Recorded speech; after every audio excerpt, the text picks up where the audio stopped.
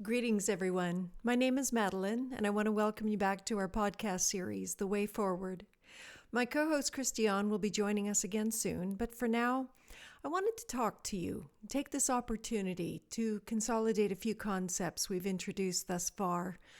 I'd mentioned in our first episode that I hope to share some of the dynamics that shaped our shared experiences. In other words, how did we get here? This place where we are constantly having to negotiate treacherous territory. Firstly, a new environment in the world. And secondly, our existing and often difficult relationships with those still in. Let's see what that looks like so far. I want to show you in the following series of slides how some of these dynamics interplay and they shape who we are and how we respond to life. First, let's look at group membership. So groups can include our immediate and extended families, our relatives, as well as faith-based groups. And being part of a group is vital to our very physical and psychological survival. Kristiaan explained in the prior episode how we need healthy, stable, hierarchical groups so that, ideally speaking, families, societies can function efficiently. Everyone can flourish, and individuals from a young age can develop self-agency. But what happens when our group environment is toxic or even abusive? We talked in our first episode about different abusive leadership styles, the tactics employed to uphold unearned positions of status and power, the soft targets of abusive leaders, which are the individuals who are vulnerable and needing support, as well as some of the downstream effects of spiritual and religious abuse, including religious trauma syndrome. And remember, this imbalance favors not only those holding positions of power, but the very structure itself as an institution. And this is all at the expense of the individual members who are subject to that hierarchy. And all of this kicks in our stress response that Kristiaan introduced you to. You see, we're exquisitely designed to handle short-term stress. Changes in our heart rate, our blood pressure, and digestion, etc., allow us to respond effectively and immediately to stressful situations. We call it our fight or flight response. We're under pressure, we become hypervigilant toward threat, and this causes a physiological change in our body. There's a cascade of reactions. And these tell us that, yes, indeed, you're under stress and you need to do something to remedy it. But all this, unfortunately, comes at the expense of our higher cognitive processes, such as logic and language, which in turn affect our behavior. And this is where heuristics kick in. This is when we tend to rely on mental shortcuts, our gut feeling. We form these in part through pattern recognition. These are meant to be adaptive and efficient so that we don't have to think about every possible outcome. But heuristics are not necessarily accurate because we form certain heuristics when we're in an emotional state or under stress, such as fear of loss or threat of punishment. And these faulty reasonings are called logical fallacies. Think, for instance, the sunk cost fallacy. This is when an individual is so heavily invested in a course of action or strategy, they're reluctant to abandon it, even when it's evident that it would be beneficial to do so. And these dynamics all come back to our locus of control.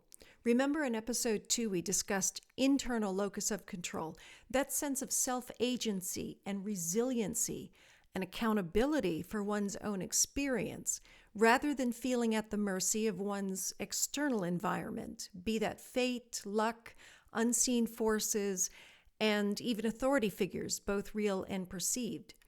I think a nice way to sum up internal locus of control would be to think of the infamous AA prayer. God, grant me the serenity to accept the things I cannot change, the courage to change the things I can, and the wisdom to know the difference. Today we're going to take a closer look at authoritarianism as a reason why certain individuals grab positions of power, often of unearned valor with inadequate expertise. And then conversely, why do others choose to blindly follow authoritarian leaders, even to the detriment of themselves and others? First of all, understand that there are numerous other factors.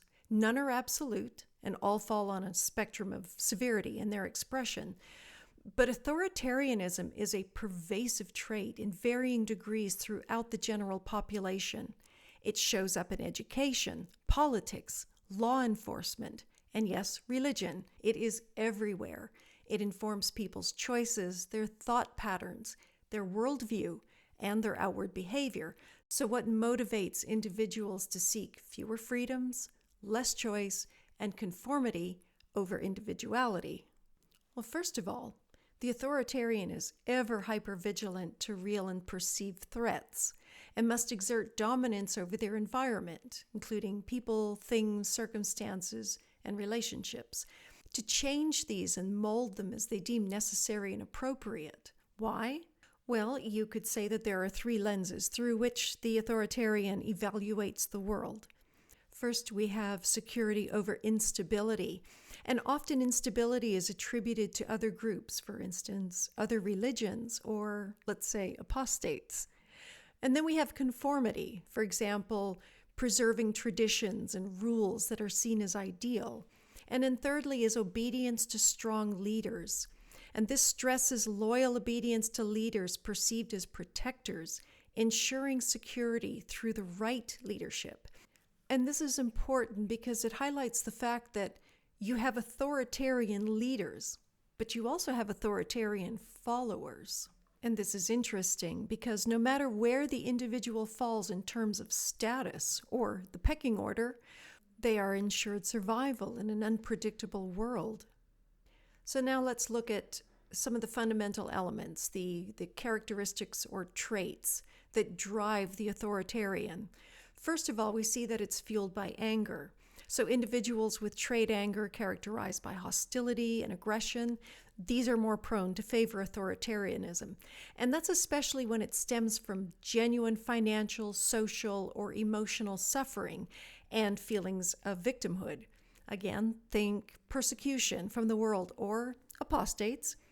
And authoritarian leaders, they capitalize on anger by intensifying it through fear-mongering tactics, identifying certain groups as responsible for followers' suffering. And this rhetoric, it aims to evoke support by offering solutions to perceived problems. Authoritarian attitudes are associated with rigid thinking, dichotomous views. So, for instance, black and white thinking, all or nothing thinking, with no middle ground for gray area or nuance.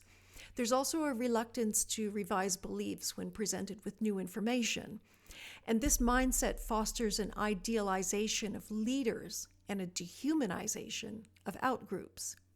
As well, suppressed childhood wounds, unresolved emotional suffering, and a negative worldview, these all contribute to the appeal of authoritarianism. Fear of freedom, rooted in anxiety about personal responsibility, also drives individuals toward authoritarian leaders. Now, if we look at some of the outward expressions or the behavioral characteristics of the authoritarian, we can see, for instance, hatred. They harbor deep-seated hatred toward various aspects of life, leading to a pervasive atmosphere of negativity. There's also punishment and cruelty. This is fueled by hatred. Authoritarians often resort to harsh measures, even within their own families. We see possible violence, aggression, and assaultive behavior. As well, threats and scare tactics. And instilling fear is a common tactic for authoritarians, who may resort to threats to assert dominance. Authoritarians, they enforce arbitrary and unclear rules, setting others up for failure and subsequent punishment. We also have paranoia and enemies lists. Because they perceive threats everywhere, they maintain an enemies list and seek revenge against perceived adversaries. And then we have truth held as enemy. So the authoritarian, they disregard truth if it conflicts with their agenda, often resorting to lies to maintain control. Then, shaming efforts, derision, and ridicule. They take pleasure in shaming and ridiculing others, seeking to diminish their targets. There's also rigidity and obsession with control. They demand strict adherence to their rules and seek to control every aspect of others' lives. And intrusiveness. They invade personal boundaries, especially in matters of privacy, imposing themselves in unacceptable ways. Now we're going to look at authoritarianism in religion. So authoritarians have a natural affinity for authoritarian institutions such as religion and the military, because they understand the symbolic power of aligning with such institutions, especially in a public setting where they can signal their positions among like-minded individuals. And they do this to gain validation and support. Remember, their position is tenuous and it must be guarded and maintained. And religion provides a convenient framework to assert dominance and control, to claim exclusive knowledge of truth, to administer punishment in the name of a higher power, and to dismiss rational inquiry as a sign of faith. And so religious institutions by nature, they uphold authoritarian principles. They promote obedience, conformity, and the suppression of dissent. And doctrines often reinforce authoritarian values, including strict obedience, the vilification of outsiders, and the subjugation of certain groups, particularly women, who are the soft targets often of abusive leadership that we talked about in episode 1. Ultimately, religion serves as a powerful tool for authoritarians to legitimize their cruelty and exert control over others. Whether they genuinely believe in the religious teachings or simply exploit them for their own gain, the result is the same: the imposition of harshness and cruelty under the guise of piety. And it makes sense that fundamentalism is strongly correlated with authoritarianism. Now let's talk about authoritarianism in the home. So this chart is based in part off of the work of developmental psychologist Dr. Diana Baumrind. She developed this framework to identify basic styles of parenting. And today we're going to take a closer look at the authoritarian parental style. This is characterized by unreasonably high demands, high criticism, inflexibility where there should be nuance, using shame as a motivator rather than to build the child's self-esteem, relying on punitive punishment rather than positive reinforcement or discipline. And then low responsiveness. This would be lack of support, guidance, love, warmth, fair discipline, and reasonable boundaries within which to grow by learning from mistakes. Now, this is not to be confused with authoritative parenting, meaning reasonable demands and high responsiveness, which contribute to a child developing their internal locus of control or self-agency. And this is important because as children, we were caught in the crosshairs of authoritarianism both at home and in our religion. We may have experienced coercion, abuse, and discrimination justified by religious doctrine, leading to lasting psychological trauma. And the effects that this has on our children include being fearful and overly shy, associating love and success with obedience, conforming easily while experiencing depression and anxiety, being good at following rules with absolute obedience but lacking self-discipline. There's also aggressive behavior, hyperactivity, and conduct problems. There is less pro-social behaviors, and these are actions associated with empathy and concern for others, and a lack of social competence, lower self-esteem, and struggle with self-control and self-regulation, again due to the lack of opportunity to make choices and experience the consequences that we can learn from. And what are the causes of authoritarian parenting? Well, number one, authoritarian upbringing. Parents raised by individuals with an authoritarian parenting style are more likely to raise their children with similar attitudes and patterns. Additionally, authoritarian parents, they tend to be less agreeable. There's a strong tendency toward being hostile and less empathetic, and their relationships in general tend to be more difficult, including with their children. We also have more neuroticism, and this is a personality dimension involving emotional stability and marked by a tendency to experience depression, anxiety, and other negative feelings. So what can we do now as parents to avoid perpetuating authoritarian patterns? Well, first of all, we can learn about authoritative parenting style, its characteristics, and how it benefits children. Also, listen to your kids without getting impatient or reacting. Listening and validating your child's emotions are essential for kids to learn to be able to recognize their own emotions and develop a healthy sense of self-control. As well, establish household rules to create expectations and guidelines. Be sure that everyone is in agreement with these rules because that'll make them easier to enforce, and then the consequences are consistent. And be sure that these consequences are logical so that when rules are broken, you'll follow through with reasonable, consistent consequences. And avoid corporal punishment, and certainly do not shame your child for their mistakes. Finally, consider a parenting class or talking to a family therapist to learn and practice new parenting strategies. By fostering a supportive and nurturing environment, parents can promote healthy growth and well-being in their children, steering them away from the pitfalls associated with authoritarianism. So we've talked about authoritarianism in the context of abusive leadership within religious institutions. We've also looked at the individual, the drivers, the motivators, and the outward behavior. We've also discussed authoritarianism within the family unit and the effects on children. And so you see how these traits and patterns of behavior, they play out on multiple levels for either the authoritarian in a position of dominance or the authoritarian followers, who in turn will act out their authoritarian tendencies on their children, their employees, maybe other congregants, or even friends. And again, all of this is at the expense of the individual, including the victim. Why? Well, because it's about survival. To the authoritarian, there is perceived threat everywhere in an unpredictable world. There can be no room for nuance or ambiguity. There's no gray zones. Safety, order, stability, and predictability are paramount, offered neatly packaged in a high-control religion. The construct of power must be fiercely maintained, even if it perpetuates abuse. And we negotiate power positions in all of our relationships and our social transactions. But think about this. If you're alone on an island, without the cooperation of those who tiptoe around you, where's all your power and dominance?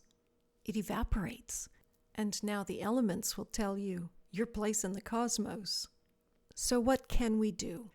Firstly, understand that among many other factors, this religion is chosen for structure, order, predictability, and a sense of identity from belonging to a tightly woven group.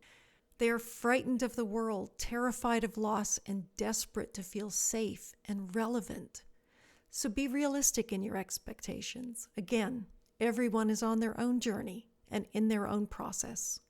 You can also monitor yourself for the traces of maladaptive characteristics and faulty thinking patterns that you've acquired from your prior experience or your ongoing environment, and course correct these.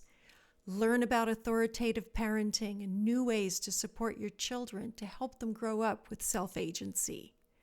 And finally, learn to respond rather than react. You see, we're all acting out a script that is running outside of our conscious awareness. Remember from episode 1 that our conscious thoughts make up only about 5% of our mental processes, so we don't even realize why we are driven to behave certain ways. We know not what we do. Folks, it's never too late to learn how to live a conscious and deliberate life with purpose and with self-agency. And that's it for today, folks. Take care, everyone. I hope you'll join us soon. Until then, be well and be kind to yourself and to each other. Bye for now.